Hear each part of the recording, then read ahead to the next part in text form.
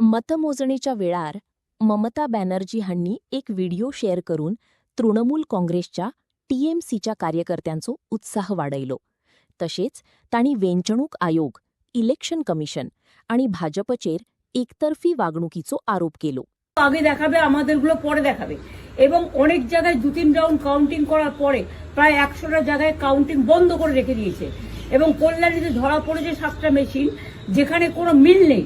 এটা total forcefully central ফোর্সকে দিয়ে চারিদিকে তৃণমূল কংগ্রেসের উপর অত্যাচার করছে, অফিস ভাঙছে, জোর করে দখল করছে। এসআইআর নামে আপনারা দেখেছেন ভোট লুট করেছে যাতে যে সিটগুলো জিততে পারে, কিন্তু এখনো এমন 70টা সিট আছে, 100টা সিট আছে যেগুলো আমরা এগিয়ে আছি সেগুলো বলছে না, টোটালটাই মিথ্যে নিউজ খাওয়াচ্ছে।